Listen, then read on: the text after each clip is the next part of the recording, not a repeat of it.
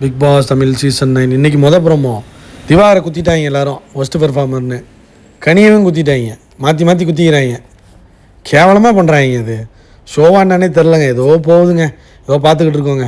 Like பண்ணிட்டு video பாருங்கள், கண்டிப்பாக சப்ஸ்கிரைப் பண்ணுங்கள். சொல்கிறதுக்கு ஒன்றும் இல்லை, வினோத் திவாகர் வெஞ்சன்ஸு குத்த ஆரம்பிச்சிட்டான். அவன் பண்ணதெல்லாம் கேவலமாக பண்ணான். அவன் தான் கேரக்டரே இல்லை. பிக் பாஸ் வேறு திட்டி திட்டி அவனை தீர்த்தார். அப்புறம் கெமியும் திவாகர், ரம்யா வந்து கெமி அடிக்குது, திவாகர் வந்து அரோரா அடிச்சிட்டாரு, அது வெஞ்சன்ஸு. சுபிக்ஷா திவாகர், விக்ரம் திவாகர், அரோரா திவாகர். உடனே அரோரா சொல்லுது, இந்த வாரம் ஃபுல்லாகவே லவ் லவ் லவ் லவ் லவ்னு தொல்லை பண்ணுறாரு. யாரை? திவாகரை. பலுனக்கா நீ என்னம்மா பண்ணிட்டு இருந்த வெளில? நீ வெளில எல்லாம் பண்ணி என்ன பண்ணிகிட்டு இருந்த? நீ எல்லாம் பேசலாமா? அதை பேசக்கூடாது. நீ துஷாரெலாம் என்ன பண்ணிட்டு இருந்தீங்க? கேவலமாக இருக்குங்க. வீக்கு ஃபுல்லாகவே லவ் லவ்னு போச்சான். அந்த ஆள் தான் கொஞ்சம் கேவலமாக தான் பண்ணுறாரு. அதுக்கு என்ன பண்ண முடியும்? நீ பண்ணுறதோட கேவலம் கிடையாது, புரியுதா? பலூனை விட கேவலம் கிடையாது. கெமி நிறைய இடத்துல நீங்கள் வந்து கேரக்டர்லேருந்து ரொம்ப மிஸ் ஆனீங்க, பிரேக் பண்ணீங்க அப்படிங்கிற மாதிரி அது அடிக்குது. ஒரு அமித் வந்து வியானா. ஒரு பக்கம் எல்லாரும் திவாகரை குத்திட்டாங்க. அதாவது திவாகர் இல்லைனா கண்டென்ட்டே இல்லாத மாதிரி ஆக்கிட்டாங்க. பாரு திவாகர் தாங்க. நேற்றும் குத்திட்டாங்களா, 14 இடத்துல குத்தி ஜெயிலில் போட்டாங்களா. இன்றைக்கும் ஒஸ்ட்டு பெர்ஃபார்மர் போட்டு திரும்பவும் ஜெயிலு. அடுத்து பிரஜைனு, அந்த குரூப்பெல்லாம் கனி அடிக்க ஆரம்பிச்சிட்டாங்க.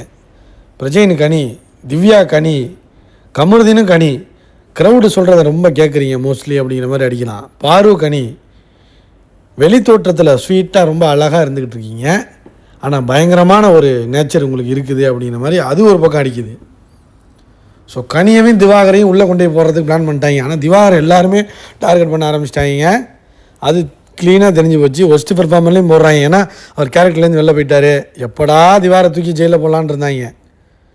ஸோ சரியான சான்ஸ் இந்த வாரம் கிடச்சிச்சு. இந்த வாரம் கொஞ்சம் ஓவராக தான் ஆடிட்டார். 2 வாரம் அமைதியாக இருந்தார். இந்த வாரம் ஆட்டம் வேறு லெவல் ஆட்டத்தை போட்டாப்புல திவாகர். ஸோ திவாகரை தூக்குறதுக்கு எந்த வாய்ப்பும் கிடையாது. இல்லை சோக்கால்டு இங்கே வந்து இந்த போராட்டம் பண்ணிக்கிட்டு ஒரு குரூப்பு திரியிறாங்கல்ல, இந்த கானாபாலாக்கு வச்சுக்கிட்டு அப்புறம் வந்து திவாரை வச்சுக்கிட்டு ஒரு கேஸ்டிசம் பண்ணிகிட்டு இருக்காங்க பாருங்கள். ஒரு குரூப்பில் அரசியல் பண்ணுறாங்கல்ல, அந்த குரூப் ஏதாச்சும் பிளான் பண்ணி ஏதாச்சும் ரெட் கார்டு கொடுத்து தூக்குனா தான். மற்றபடி வந்து தூக்குறதுக்கு வாய்ப்பு இல்லை. ஏன்னா கண்டென்ட்டு ஃபுல்லாக கொடுக்குறாங்க. வினோத் அந்தளவுக்கு வஞ்சன்ஸில் தான் இருக்கார். ஆனால் இவர் வந்து என்னென்னா ஜாதி பெருமை அது மாதிரி இவர் இருப்பார் போல். அவனும் அந்த மாதிரி தான் பண்ணுறான். நீ மிருக ஜாதி அதெல்லாம் பாட்டெல்லாம் பாடுறான். 2 பேருமே குப்பைங்க தாங்க. அதாவது தர்பீஸ் வந்து நீ என்கிட்ட வராதன்னு சொன்னாலும் கேட்காம போய் கண்டென்ட் தர்பீஸை வச்சு தான் இந்த நாய் பழச்சிக்கிட்டு இருக்கு. யார்? வினோத். இந்த பக்கம் வாட்டர்மெலன், அந்த ஆள் ஒரு கேவலங்க. அந்த ஆள் கேவலமாக நடந்துக்கிறாரு. ஒஸ்ட்டு. போய் திவ்யாட்ட போய் நீ என்னோட தூரத்து சொந்தமாக இருப்ப அப்படின்னு சொல்லிகிட்டு இருக்காரு. ஏன்டா இது ஷோடாது? இதில் கொண்டு வந்து கேஸ்ட் இந்த ஆள் வந்து ராயபுரம்னு சொல்கிறாரு. இந்த பக்கம் இவர் ஒரு கேஸ்ட்டுங்கிறாங்க, இந்த பக்கம் தர்பீஸ் ஒரு கேஸ்ட்டுன்னு 2 பேரும் கேஸ்ட்டை வச்சு அடிச்சுக்கிறாங்க. வெளியில் உள்ள ஃபேன்ஸ் அடிச்சுக்கிறாங்க. இது அரசியல் தானே? ஷோவாக பாருங்களா, கேவலமாக பண்ணுறாங்க. இதெல்லாம் ஒரு பொழப்பாங்க. ரொம்ப ஒஸ்ட்டாக இருக்குது. வெஞ்சன்ஸ் ஆகிட்டார். ஏதோ கேஸ்ட்டை பற்றி பேசிட்டார் போல். தர்பீஸ் வந்து வினோத்தை பற்றி பேசிட்டாப்புல. வினோத் ஃபுல் அண்ட் ஃபுல் வந்து கேஸ்டிசம் தான். இந்த பக்கம் தர்பீஸ் ஒரு பக்கம் கேஸ்டிசம். அவங்க நார்மலாக பேசுகிற கான்வர்சேஷனை இவங்க வெளியில் ஒரு அயோக்கிய நாயங்க இருக்காங்க இப்போ அரசியல் பண்ணுறதுக்கு. அந்த பரதேசி என்ன பண்ணுதுங்கன்னா கேஸ்ட்டு எப்படி பேசிட்டா அப்படி பேசிட்டான்னு மாற்றி மாற்றி இந்த பக்கம் குரூப் அங்கே பேசுது, அந்த பக்கம் குரூப்பு இங்கே பேசுது. வெளியில் உட்காந்துக்கிட்டு இதை ஒரு குரூப் பரப்பிட்டு இருக்காங்க. கேவலமாக இருக்குங்க. இதெல்லாம் வந்து என்கரேஜ் பண்ண முடியாது. என்னடா 2025 இருந்துக்கிட்டு இன்னுமாடா அந்த கேஸ்ட்டை பற்றி அரசியல் பண்ணிகிட்டு இருப்பீங்க?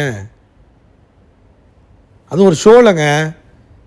ஷோவில் தான் அது இருக்கக்கூடாது. ஆனால் அதில் போய் உட்காந்து பேசிக்கிட்டு இருக்காங்க. மாற்றி மாற்றி அடிச்சுக்கிற மாதிரி இருக்குது.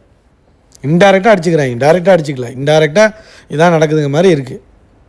அது பண்ணக்கூடாது. அது இதை தூண்டுறதே யார் தெரியுமா? கானா வினோத்து தான். அதான் உண்மை. இந்த ஆள் செவனின், இந்த ஆளுக்கு ஆக்டிங் எனக்கு தெரியும்னு அவரை ஏமாற்றிக்கிட்டு வாழ்ந்துக்கிட்டு இருக்காரு.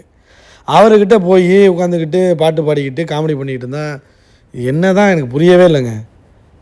கானா சாங் பாடிட்டாலே அவன் பெரிய பிடிங்கெல்லாம் கிடையாது. சில கேரக்டரும் நல்லா இருக்கணும். அன்றைக்கி போய் ரம்யா கட்டி பிடிச்சிட்டு கிடந்தான். இவனும் காட்சி தான். 2 பேருமே காட்சி தாங்க. இவன் ஒரு காட்சி, வினோத் ஒரு காட்சி தான். கல்யாணம் ஆன காட்சி இவன். இந்த ஆள் கல்யாணம் ஆகலை. அந்த கடுப்பில் இந்த கலையரசன், இந்த திவாகர், இந்த கானா வினோத்து, இவங்கெல்லாம் யாருங்க உள்ளே எடுத்தது? இவங்கெல்லாம் உள்ளே எடுத்து ஷோ புரியுதா உங்களுக்கு? இந்த வேல்முருகன் வந்து போராடிட்டு இருக்கார்ல இழுத்து மூடணும்னு. ஏன்னா இவங்க பண்ணுறது எல்லாம் காய்ச்சி பிடிச்சவங்களாம் உள்ளே விட்டா அவங்க ஆகா என்ன அழகாக இருக்குது, பொண்ணுங்கள்லாம் அழகாக இருக்கே அப்படின்னு பாயதாங்க செய்வாங்க.